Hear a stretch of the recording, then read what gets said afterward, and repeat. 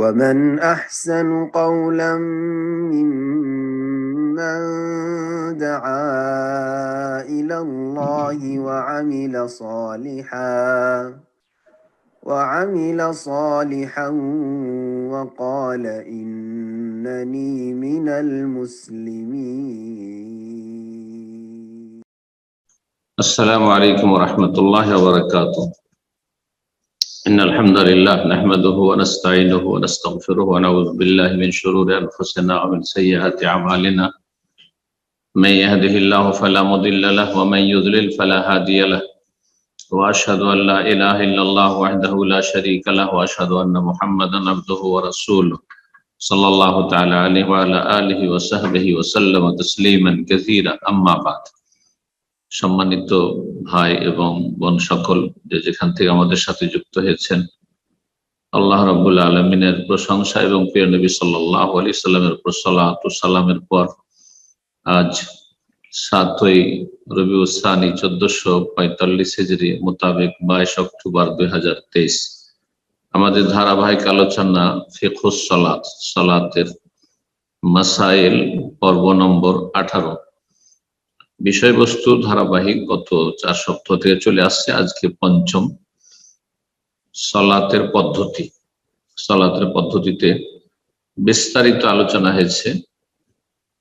আজকে পঞ্চম আলোচনা হচ্ছে সালাতের পদ্ধতির ক্ষেত্রে আমরা যেখানে থেমেছিলাম সেখান থেকে শুরু করব। থেমেছিলাম তাশাহুদ এবং সালাত আলান নবী সাল্লাল্লাহু আলাইহি ওয়াসাল্লাম, নবী সাল্লাল্লাহু আলাইহি ওয়াসাল্লামের প্রতি সালাত পেশ করা দুরূদ ইব্রাহিমী, এতদূর পর্যন্ত হয়েছে। আজকে আলোচনায় আসবে, আজকের বিষয়বস্তু বিশেষভাবে দুরূদ ইব্রাহিমের পরে যে সব দোয়ায় মাসুরাগুলি রয়েছে প্রিয় নবী সাল্লাল্লাহু আলাইহি ওয়াসাল্লাম থেকে বর্ণিত, তারপরে সালাম ফেরার পদ্ধতি, বিভিন্ন পদ্ধতি, আর তারপরে বেশ কিছু মাসাইল এই সালামের সাথে সংক্রান্ত। সালাম ফেরার পরে ইমাম সাহেব কিভাবে বসবেন ইত্যাদি। আগামী আলোচনা ইনশাআল্লাহ তাআলা সালাম ফেরার পরের জিকির আজকার সম্পর্কে হবে। তো আজকের আলোচনা শুধু দোয়ায়ে মাসুরা থেকে শুরু করে সালাম ফেরা পর্যন্ত যেসব বিষয়গুলি রয়েছে ইনশাআল্লাহ তাআলা সংক্ষেপে আমরা পেশ করার চেষ্টা করব। লেখক রাহিমাহুল্লাহ তাআলা যা কিছু নিয়ে এসেছেন তা অবশ্যই আলোচনা করব, আর তার সাথে প্রয়োজনে আমরা সংযোজন করে থাকি। যেখানে দেখা যায় যে কিছু কথা অসম্পূর্ণ থাকছে অথবা কিছু উপকারী পয়েন্ট রয়েছে যেগুলি উল্লেখ করলে ভালো হয়, এগুলো আমরা খেয়াল রাখি। তো বলছেন লেখক, সুম্মা ইয়াকুলু সালাতে ইব্রাহিমিয়া আল্লাহুম্মা সাল্লি আলা মুহাম্মদ আল্লাহুম্মা বারিক আলা মুহাম্মদ, এটা ইন্নাকা হামিদুম মাজিদ শেষ করার পরে বলবে এই দোয়াগুলি। কয়েকটি দোয়া এখানে নিয়ে এসেছেন।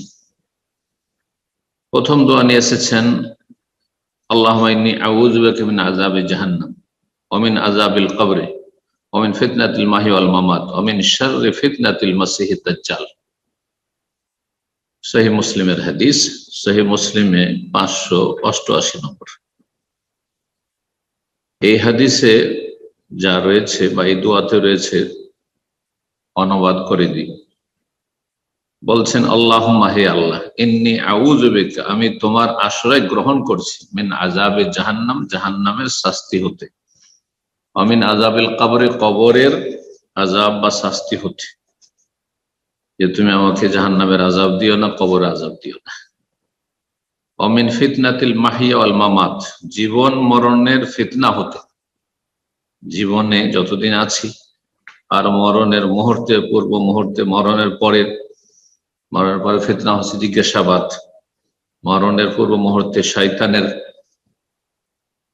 গোমরাহির, শয়তান বিভ্রান্ত করতে পারে যে কোনো মানুষকে শেষ মুহূর্ত পর্যন্ত, বিশেষ করে জিন শয়তান সেই সময় আপ্রাণ চেষ্টা চালায় যে একজন জান্নাত থেকে জাহান্নামের পথে নিয়ে যাবে।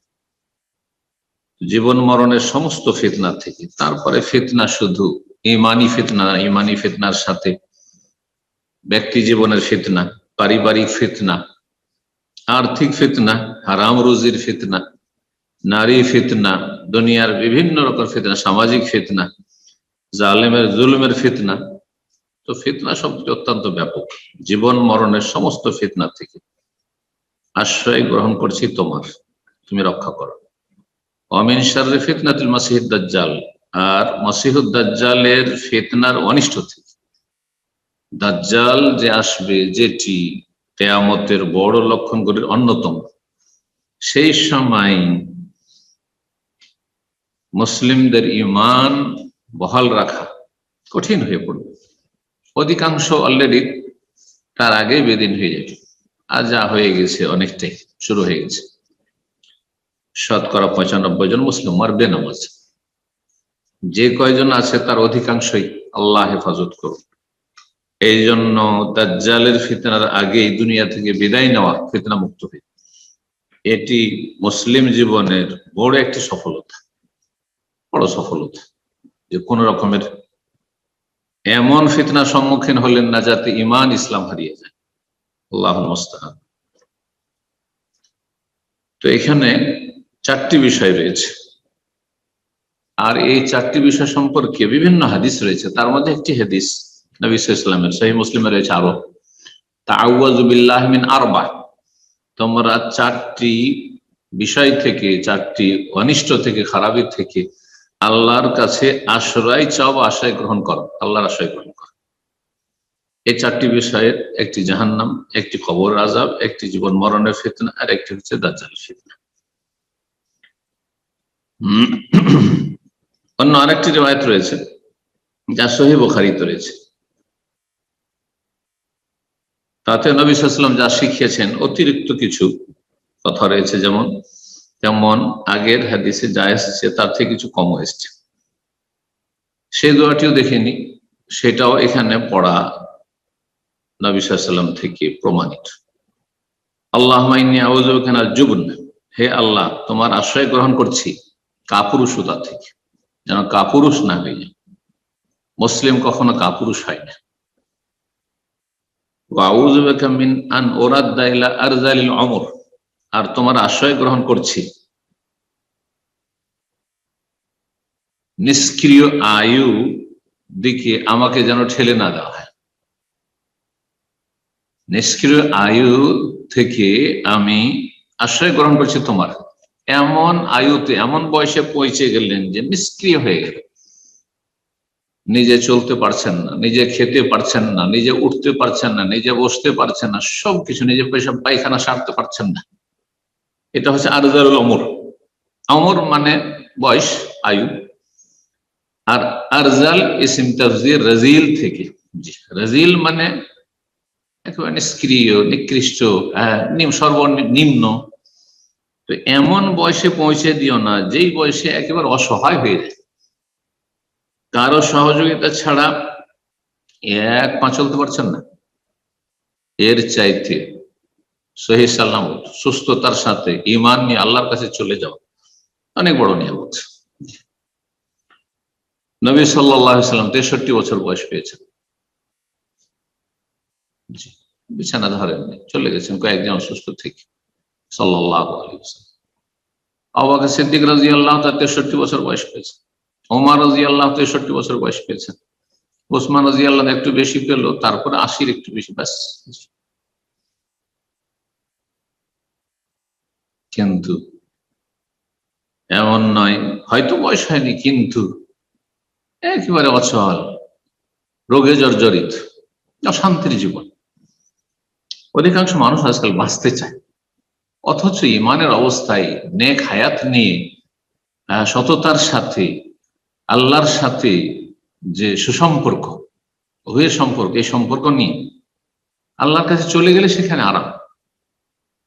মুস্তারিহুন আও মুস্তারাহুন, নেক ব্যক্তি মুস্তারিহ, সে আরাম পেয়ে যায়, আরাম পেয়ে যায়। মারা গেলে আরাম পেয়ে গেল দুনিয়ার কষ্ট ক্লেশ থেকে। তো নিষ্ক্রিয় আয়ু দিকে ফিরিয়ে দেওয়া থেকে বা ফিরে যাওয়া থেকে তোমার আশ্রয় গ্রহণ করছে। আল্লাহ নিষ্ক্রিয় আয়ুর দিকে আমাকে ধাক্কা দিয়ে ফেলে দিও না বা ফিরিয়ে দিও না।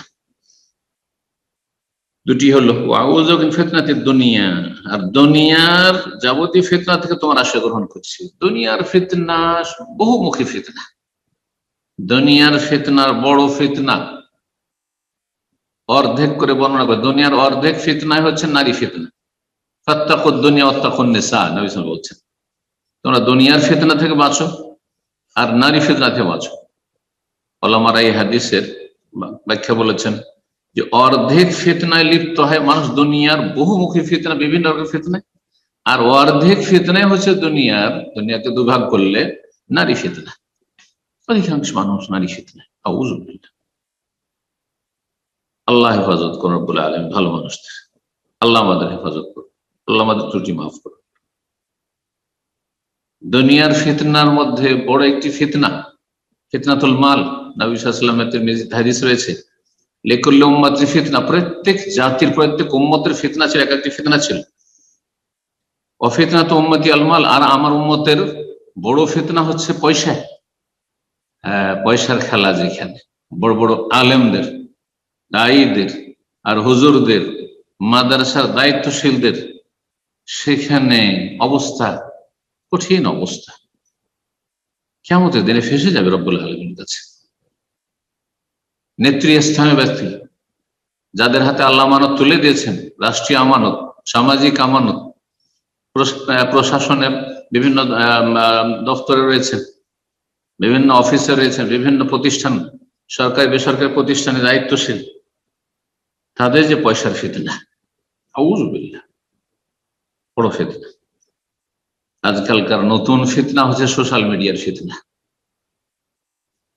ইন্টারনেটের ফিতনা, স্মার্টফোনের ফিতনা। এই যে ফ্যাসিলিটি, সুবিধাগুলো আল্লাহ দিয়েছেন, নিয়ামত, সেই নিয়ামত গুলি অধিকাংশ লোক পাপের কাজে ব্যবহার করে ফিতনায় নিমজ্জিত হয়ে যাচ্ছে। দুনিয়ার ফিতনা দোয়া ছোট্ট, কিন্তু ব্যাপক অর্থপূর্ণ। দুনিয়ার ফিতনা হচ্ছে পারিবারিক ফিতনা, স্বামী স্ত্রীর ফিতনা, ঝামেলা লেগে আছে, অশান্তি। ছেলে মেয়ে নিয়ে ফিতনা, ছেলে মেয়েদের সাথে চলছেই না, অচল। ভাই ভাই ফিতনা, বাপ মায়ের সাথে ফিতনা, আল্লাহ হেফাজত করুন। ক্ষমতার ফিতনা, নেতৃত্বের ফিতনা, নেতৃত্ব যেন ঈমান ইসলাম হারিয়ে দিচ্ছে। ওয়াউযু মিন আযাবিল কবর, আর কবরের আযাব থেকে তোমার আশ্রয় গ্রহণ করছি। এখানে চারটি বিষয় রয়েছে। সহিহ বুখারীতে এই হাদিসটি রয়েছে 2822। এটাও পড়া সুন্নাত, নবী সাল্লাল্লাহু আলাইহি ওয়াসাল্লাম পড়েছেন বা শিখিয়েছেন। এখানে আরেকটি গুরুত্বপূর্ণ দোয়া সহিহ বুখারীতে রয়েছে, সহিহ মুসলিমে রয়েছে, মুত্তাফাক আলাইহ, কিন্তু লেখক উল্লেখ করেননি, সুতরাং আমরা ফায়দার জন্য এখানে সংযোজন করছি। সহিহ বুখারী হাদিস নম্বর 789, সেখানে রয়েছে ওয়াউযু বিকা মিনাল মা'সামি ওয়াল মাগরাম, হে আল্লাহ তোমার আশ্রয় গ্রহণ করছি গুনহার অনিষ্ট থেকে, গুনাহ থেকে এবং ঋণ থেকে। গুনাহ থেকে যেন গুনহায় লিপ্ত না হয়ে যায়, আর ঋণ থেকে যেন ঋণের বোঝা আমার উপর চেপে না যায়। এই দুটো বিষয় রয়েছে, কিন্তু সেই হাদিসে আবার একটি কমতি রয়েছে। প্রথম হাদিসটির, সেটা হচ্ছে জাহান্নামের আযাব থেকে আশ্রয় চাওয়ার কথা সেখানে উল্লেখ নেই। এটি সবচেয়ে প্রসিদ্ধ হাদিস এই মর্মে, এই জন্য আহলে হাদিস ওলামারা, মাদ্রাসা ছাত্ররা এটি বেশি মুখস্থ রাখে। আল্লাহুম্মা ইন্নী আউযু বিকা মিন আযাবিল কবরে, ওয়া আউযু বিকা মিন ফিতনাতিল মাহি ওয়াল মামাত, ওয়া আউযু বিকা মিন ফিতনাতিল মাসিহিদ দাজ্জাল, ওয়া আউযু বিকা মিনাল মা'সামি ওয়াল মাগরাম। এটা পাঁচটি বিষয় রয়েছে, পাঁচটি বিষয় রয়েছে, কিন্তু জাহান্নামের আযাব থেকে রক্ষার বিষয়টি তাতে নেই। এটিও পড়া যেতে পারে। সহিহ বুখারীর বললাম, আর সহিহ মুসলিমে এটি রয়েছে 925 নম্বর হাদিস। এসবগুলি পড়া সুন্নাত, যে কোনো একটা পড়লে সুন্নাত আদায় হয়ে গেল। বিভিন্ন সময় বিভিন্নটা পড়ে না।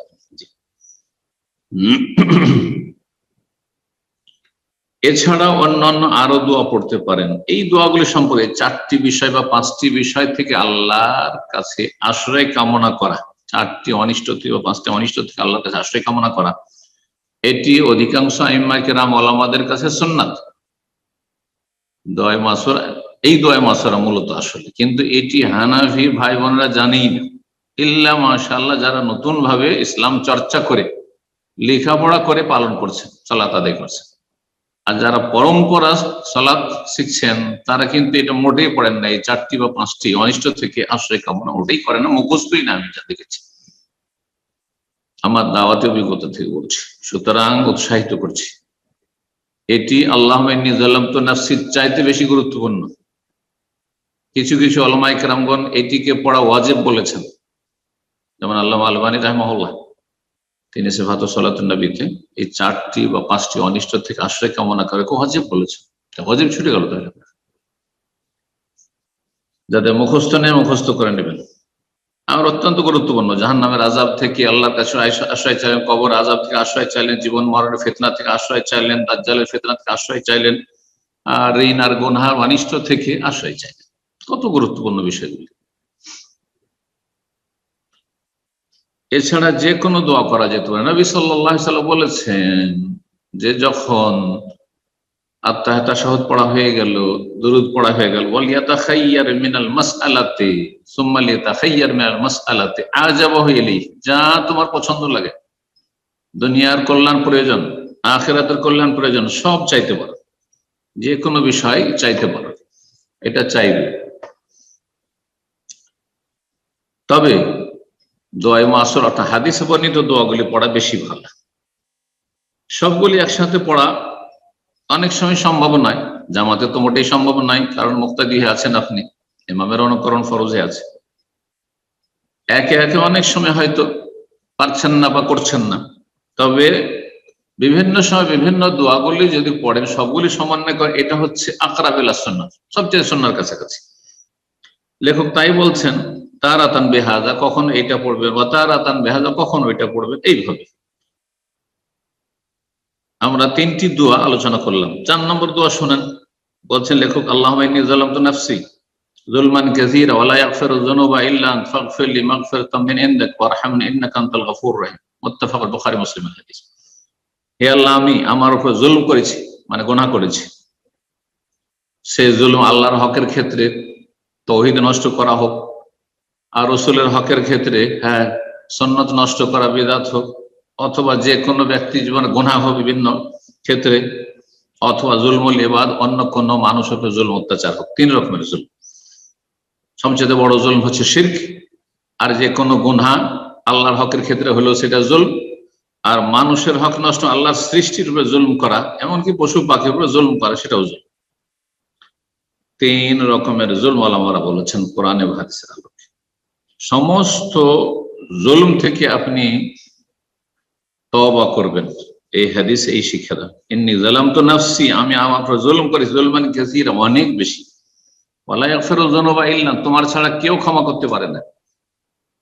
বান্দা যখন এই কথা বলে, হাদিসে রয়েছে, তখন আল্লাহ বলেন ফেরেশতাদের যে দেখো দেখো আমার বান্দা, দেখো বলছে আমি ছাড়া কেউ ক্ষমা করতে পারবে না, তাহলে আমি কেন ক্ষমা করবো না এই বান্দাকে? আল্লাহু আকবার। কিন্তু ইয়াকিন নিয়ে, ঈমান নিয়ে পড়তে হবে, শুধু আপনি অর্থ না বুঝে এমনি পড়ে দিবেন মন্ত্রের মতো, তা হবে না। ফাগফিরলি, সুতরাং তুমি মাফ করে দাও আমাকে, মাগফিরাতান, এমন ক্ষমা, এমন মাফ, মিন ইনদিক, যা তোমার পক্ষ থেকে স্পেশাল, ওয়ারহামনি, এবং আমার উপর দয়া করো, ইন্নাকা আনতাল গফুর রহিম, তুমি বড় মার্জনাকারী, বড় দয়ালু। সহিহ বুখারীতে 834, সহিহ মুসলিমে 2705। 5 নম্বর দোয়া, আল্লাহুম্মা গফিরলি মা কাদ্দামতু ওয়া মা আখারতু ওয়া মা আসরারতু ওয়া মা আ'লানতু ওয়া মা আনতা আ'লামু বিহি মিন্নি ওয়া আনতাল মুকাদ্দিম ওয়া আনতাল মুআখির লা ইলাহা ইল্লা আনত। সহিহ মুসলিমে রয়েছে, সহিহ মুসলিমে 771 নম্বর। আল্লাহুম্মা গফিরলি, আল্লাহ ক্ষমা করে দাও, মা কাদ্দামতু, যা আগে অতীতে করেছি, ওয়া মা আখারতু, পরে করেছি, অনেক পুরাতন যেগুলো, এখনকার যেগুলো পরে করেছি, ওয়া মা আসরারতু, যা গোপনে করেছি, ওয়া মা আ'লানতু, যা প্রকাশ্যে করেছি, ভুল করেছি, অন্যায় করেছি, ওমা আসরাফতু, যে সীমা লঙ্ঘন করেছি, ওমা আনতা আ'লামু বিহি মিন্নি, আর যে সম্পর্কে তুমি বেশি জানো আমার চাইতে, আমি হয়তো বুঝতে পারিনি যে ভুল করে দিলাম, অন্যায় করে দিলাম বা ভুলে গেছি। আনতাল মুকাদ্দিম, তুমি এগিয়ে দিতে সক্ষম, ও আনতাল, তুমি পিছিয়ে দিতে পারো। কোন ব্যক্তি নিজে থেকে এগিয়ে যেতে পারে না, অগ্রগামী হতে পারে না, আর কোন ব্যক্তি ব্যর্থ হইতে পারে না একমাত্র আল্লাহর ইচ্ছার বিরুদ্ধে হইতে পারে না। তুমি এগিয়ে দিতে পারো যাকে ইচ্ছে, আর তুমি পিছিয়ে দিতে পারো যাকে ইচ্ছে। লা ইলাহা ইল্লাল্লাহ, তোমার ছাড়া কোনো সত্য মাবুদ নেই। এটি হচ্ছে সহিহ মুসলিমের হাদিস। 6 নম্বর, আল্লাহুম্মা আইন্নি আলা যিকরিকা ওয়া শুকরিকা ওয়া হুসনি ইবাদাতিক। এই হাদিস ইমাম বুখারী রাহিমাহুল্লাহ আল আদাবুল মুফরাদ নামক কিতাবে নিয়ে এসেছেন, আর সুনানে আবু দাউদ, কুতুবুস সিত্তার সুনানে আবু দাউদে রয়েছে হাদিসটি। আল আদাবুল মুফরাদ কিতাবের 771 নম্বর এবং আবু দাউদে রয়েছে 1522 নম্বর। অর্থ, আল্লাহুম্মা আইন্নি, হে আল্লাহ তুমি আমাকে সাহায্য করো, আলা যিকরিকা তোমার যিকরের জন্য, শুকরিকা তোমার শুকরের জন্য, ওয়া হুসনি ইবাদত তোমার ইবাদত সুন্দর করে সম্পাদনের জন্য সাহায্য করো। এই দোয়াটি আর এই রকম দোয়া, যেমন ইয়াকা না'বুদু ওয়া ইয়াকা নাস্তাইন, হে আল্লাহ তোমারই ইবাদতকে তোমার কাছেই সাহায্য কামনা করি। ইমাম শাইখ ইবনে তাইমিয়া রাহিমাহুল্লাহ বলছেন যে আমি সমস্ত দোয়া নিয়ে আমি গভীরভাবে চিন্তা করে তাআম্মালতু আনফা দোয়া, সবচেয়ে উপকারী দোয়া কোনটি বান্দার জন্য, আমি গভীরভাবে গবেষণা করে দেখলাম। তারপরে ফাওয়াজাদতু আল আউন, তালাবুল আউন মিন আল্লাহ লিমারাযাতিহি, আল্লাহর সন্তুষ্টি অর্জনের জন্য আল্লাহর কাছে সাহায্য কামনা করা, যা সূরা ফাতিহাতে রয়েছে, যেমন বললাম ওয়া ইয়াকা নাস্তাইন। আর এই হাদিসের দোয়াতে রয়েছে আল্লাহুম্মা আইন্নি, হে আল্লাহ আমাকে সাহায্য করো, মদদ করো। এই দোয়াটি কখন পড়বেন? অধিকাংশ মানুষরা আমাদের ভারত উপমহাদেশে আহলে হাদিস ওলামারা বা জনগণ, এমনকি আমরাও সালাম ফেরার পরে শিখেছি আর পড়ে আসছি, কিন্তু এখানে লেখক সালামের আগের দোয়া হিসাবে উল্লেখ করেছেন। হাদিসে স্পষ্ট নেই যে ঠিক সালামের আগে না সালামের পরে। যে শব্দটি এসেছে, মুআয বিন জাবাল রাদিয়াল্লাহু তাআলা আনহুকে রাসূলুল্লাহ সাল্লাল্লাহু আলাইহি ওয়াসাল্লাম বলছেন, ইয়া মুআয, হে মুআয তোমাকে আমি খুব ভালোবাসি, ইন্নী উহিব্বুক। সুতরাং তোমাকে একটি দোয়া শেখাচ্ছি, লা তাদআন্না ফি দুবুরি কুল্লি সালাতিন মাকতুবা, যে কোনো ফরজ সালাতের পেছনে, দোবর মানে পরেও হয় আর দোবর মানে শেষেও হয়। মানুষের দোবর হচ্ছে মানুষের পেছনটা, সেটা নিজের শরীরে যে পেছন দিকটা লেগে আছে, পেছন অংশ, সেটাকে বলা হয় নিতম্বকে দোবর বলা হয়। এই জন্য তার আপনার শরীরের একটা অংশ, আবার পেছন দিকে যা কিছু আছে সেটাও দোবর। জি, তো এই দুটোই অর্থের সম্ভাবনা যেহেতু রয়েছে, আর এই হাদিসের নবী সাল্লাল্লাহু আলাইহি ওয়াসাল্লাম বলেছেন যে সলাতের দোবরে, সলাতের পেছনে বা সলাতের পরে বা সলাতের শেষে, পরে যেমন অর্থ হইতে পারে তেমন শেষে অর্থ হইতে পারে। এই জন্য আমাদের ইখতিলাফ হয়েছে। একদল বলছেন এটি সালামের আগে পড়াই হচ্ছে সহিহ সুন্নাহর কাছাকাছি, আর একদল বলছেন না, সালামের পরে পড়াই হচ্ছে সহিহ সুন্নাহর কাছাকাছি। দুটো মত রয়েছে, কোনটার উপর আমল করে যেটাতে আপনার মনের শান্তি হয়। তবে ইমাম ইবনে ওয়াসিম রাহিমাহুল্লাহ বলছেন যে যদি কোনো দোয়া বা জিকির নিয়ে আপনার দ্বিধাদ্বন্দ্ব হয়, যেটা সালামের আগে পড়বো না সালামের পরে, তাহলে আপনি লক্ষ্য করুন, যদি সেটি দোয়া আল্লাহর কাছে কিছু চাইছেন, তাহলে তার স্থান হচ্ছে সালামের আগে। কারণ সালামের আগে বান্দা রবের সাথে চুপিসারে কথা বলছে, ইউনাজি রব্বাহ, রবের সাথে গোপন আলাপ করছে। তো দোয়া যদি আল্লাহকে ডাকেন, আল্লাহর কাছে কিছু চাইছেন, তাহলে সালামের আগে। আর এটি দোয়া, আল্লাহুম্মা আইন্নি, আল্লাহ আমাকে সাহায্য করো। আর যদি জিকির আজকার হয়, জিকির মানে আল্লাহকে স্মরণ করছেন আপনি, তাহলে তার আসল জায়গা হচ্ছে সালামের পরে। যেমন লা ইলাহা ইল্লাল্লাহু ওয়াহদাহু লা শারীকা লাহু, লাহুল মুলকু ওয়া লাহুল হামদু ওয়া হুয়া আলা কুল্লি শাইইন কাদির, আল্লাহু আনতাস সালামু ওয়া মিনকাস সালাম, তাবারাকতা ইয়া যাল জালালি ওয়াল ইকরাম। এগুলো জিকির আজকার, সুবহানাল্লাহ, আলহামদুলিল্লাহ, লা ইলাহা ইল্লাল্লাহ, আল্লাহু আকবার ইত্যাদি। এগুলোতে কিছু চাইলেন না, আজকার, এগুলো জিকির, এগুলি সালামের পরে। তো আরব যারা গবেষক, বড় ওলামা, তারা বলেছেন এই দোয়াটি সালামের আগে পড়াটা বেশি শ্রেয়। তবে জায়েজ দুটোই। যদি আপনি মনে করেন যে আমি সালামের আগে আমল করব, তবু ভুল বলা যাবে না। সালামের পরে করব তবু ভুল বলা যাবে না। আল্লাহ তাআলা আলাম। বলছেন তারপরে সময় ইউসাল্লিমু জাহরান আন ইয়ামিনিহি, তারপরে উচ্চ স্বরে সালাম বলবেন। আপনার সালাত জেহরি হোক অথবা সিররি হোক, 5 ওয়াক্তের সালাত সালামটা জোরে বলতে, সালামটা জোরে বলে কি ইমাম সাহেব বা একাকী নামাজ, যাতে বোঝা যায় সালামের মাধ্যমে সালাতের সমাপ্তি হচ্ছে। ইমাম সূরা অন্যান্য দোয়া মনে মনে পড়লো, কিন্তু সালামটা জোরে পড়তে হবে।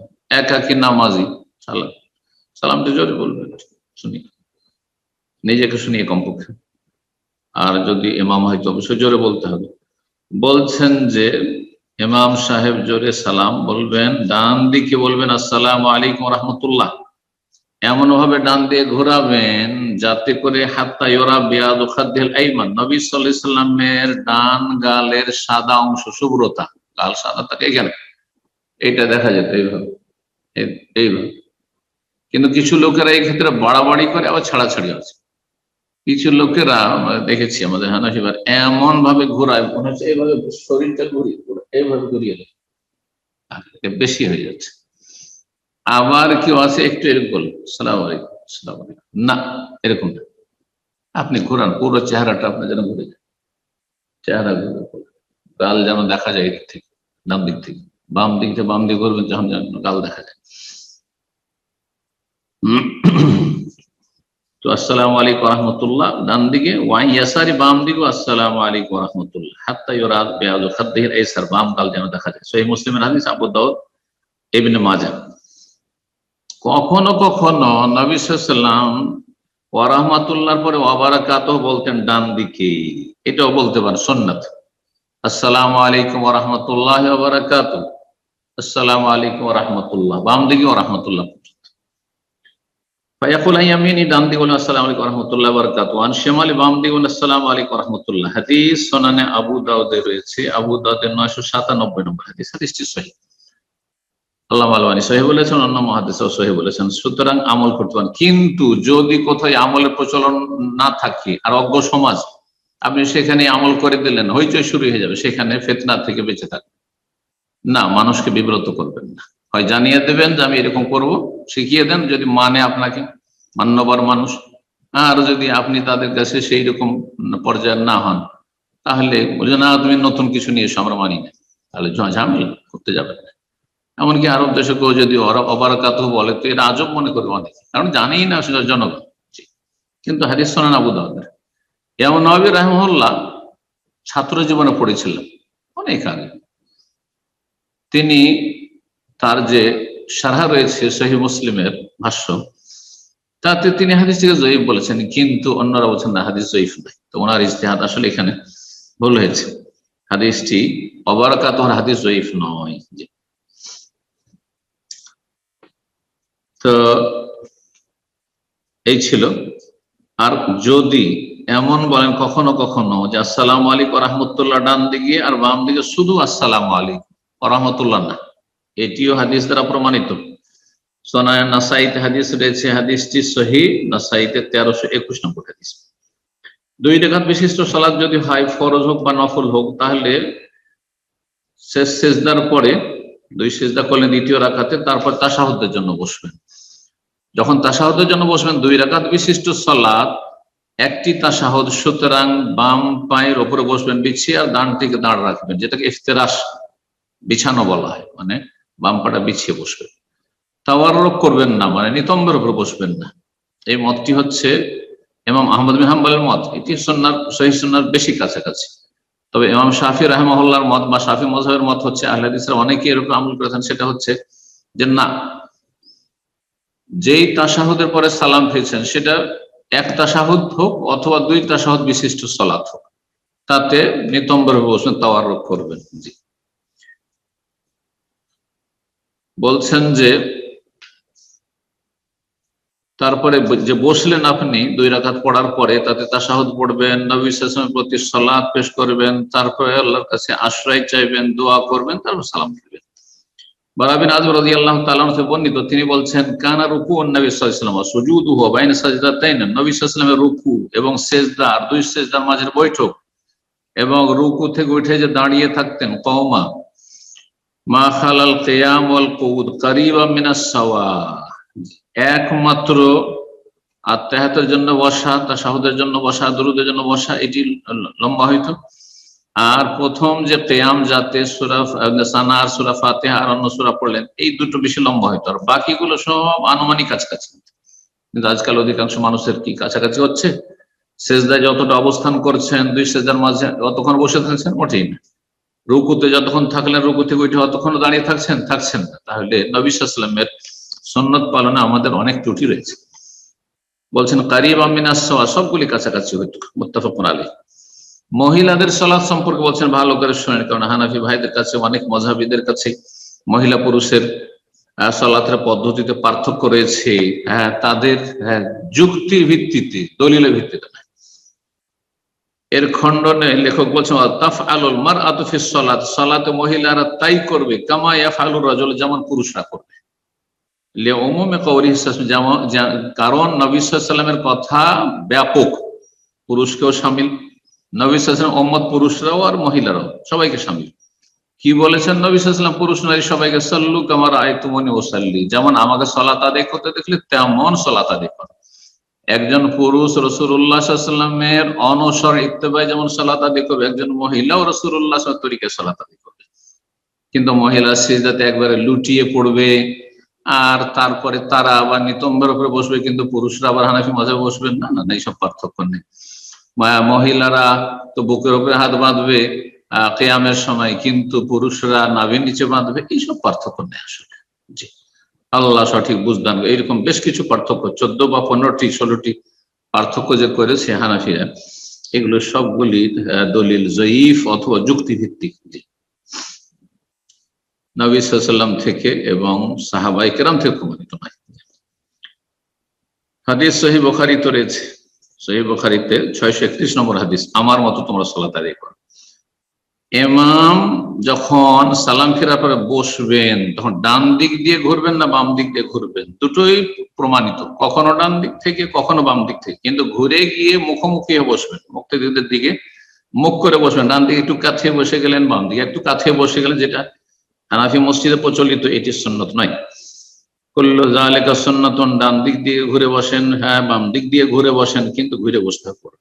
মা আয়েশা রাদিয়াল্লাহু তাআলা আনহা বলেন, তিনি বলছেন কানা নবী সাল্লাল্লাহু নবী সালাম ফেরার পরে লাম ইয়াকুদ, বেশিক্ষণ কিবলা মুখে বসতেন না, ইল্লা মিকদারা মা ইয়াকুল, যতক্ষণ এই দোয়াটি বলতে লাগে, জিকিরটি, আল্লাহুম্মা আনতাস সালাম ওয়া মিনকাস সালাম তাবারাকা ইয়া যাল জালালি ওয়াল ইকরাম। সহিহ মুসলিমের হাদিস, সহিহ মুসলিম 592। হালাব রাদিয়াল্লাহু তাআলা আনহু বলছেন, বা হুলব রাদিয়াল্লাহু তাআলা বলছেন, কানা রাসূল ইয়াউমুনা, রাসূলুল্লাহ আমাদের ইমামতি করতেন, ফায়ান সারিফ আলা জানিবাইহি জামিয়ান, দুই দিক দিয়েই ফিরতেন রাসূলুল্লাহ সাল্লাল্লাহু আলাইহি ওয়াসাল্লাম, আলা ইয়ামিনিহি ওয়া আলা শিমালি, ডান দিক দিয়েও ফিরতেন আর বাম দিক দিয়েও। সহিহ আবু দাউদে রয়েছে, তিরমিজিতে রয়েছে হাদিসটি আল্লামা আল-আলবানী সহিহ বলেছেন। আবু দাউদ 1041 এবং তিরমিজিতে 301 নম্বর হাদিস।